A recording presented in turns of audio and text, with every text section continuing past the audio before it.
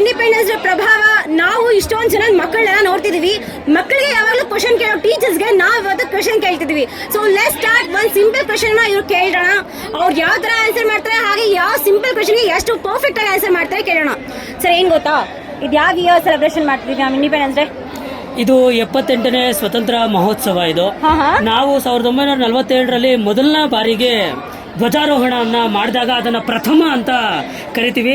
ತದನಂತರವನ್ನ 1948ರಿಂದ ಎರಡನೇದು ಅಂತ ಸ್ವೀಕಾರ ಮಾಡಿದಾಗ ಇದು 78ನೇ ಸ್ವತಂತ್ರ ಮಹೋತ್ಸವ ಅಂತ ಆಗುತ್ತೆ. ಹೌದು, ಬಟ್ ನನ್ಗೆ ಯಾಕೋ 75th ಅನ್ನಿಸ್ತದಲ್ಲ ಸರ್, ಏನ್ ಸಿರೋದು?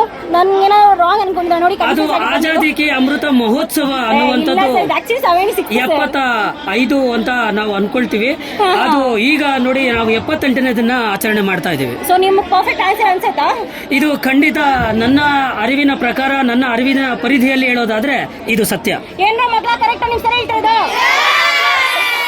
ಕರೆಕ್ಟ್ ಅಂತ ನೋಡಿ ಅವ್ರು ಹೇಳ್ತಿದ್ದಾರೆ 78 ಇಂಡಿಪೆಂಡೆನ್ಸ್ ಅಂತ. ಸೊ ಅವ್ರ ಆನ್ಸರ್ ಕರೆಕ್ಟ್ ಇದೆ. ಅಂಡ್ ಸ್ಮಾಲ್ ಕ್ವೆಶ್ಚನ್ ಏನ್ ಗೊತ್ತಾ, ಇವರಿಗೆ ಆಕ್ಚುಲ್ ಕ್ವೆಶ್ಚನ್ ಇಲ್ಲಿರೋದು ಸರ್, ನ್ಯಾಷನಲ್ ಲಿಟ್ರಿ ಯಾವುದು ಸರ್? ನೋಡಿ, ಅರಳಿ ಮರ ಅಂತ ಕರಿತೀವಿ.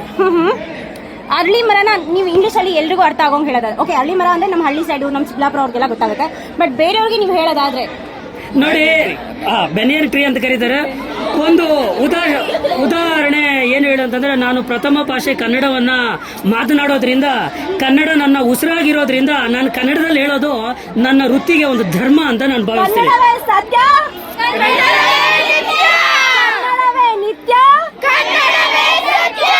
ನಾವೆಲ್ಲ ನವೆಂಬರ್ 1 ಕನ್ನಡಿಗರು ಅಲ್ಲ, ನಂಬರ್ 1 ಕನ್ನಡಿಗರು ಅನ್ನೋದು ಇದ್ರ ಮೂಲಕ ನಾನು ಹೇಳಕ್ ಇಷ್ಟಪಡ್ತೀನಿ. ಸೊ ಸಾಗದಾಗ ಹೇಳಿದ್ರಿ ಸರ್, ಆನ್ಸರ್ ಅಂತೂ ಫಿದ್ದಾ ಅದೇ ನಿಮ್ ಕನ್ನಡಗೆ. Thank you so much sir. ಧನ್ಯವಾದಗಳು. ಸೊ ನೋಡಿದ್ರಲ್ಲ ಎಷ್ಟು ಚೆನ್ನಾಗಿ ಆನ್ಸರ್ ಮಾಡಿದ್ರು ಅಂತ ಅಂದ್ಬಿಟ್ಟು, ಹಂಗೆ ಇವ್ರ ಕಡೆಯಿಂದ ಒಂದು ಸ್ಮಾಲ್ ವಿಶಸ್ ಮಾಡ್ತಿದ್ದೆ, ಕೇಳಿಸ್ಕೊಳ್ಳೋಣ. ಸ್ಟಾರ್ಟ್ ಮಾಡಿ guys. Thank you so much. Thank you. So dance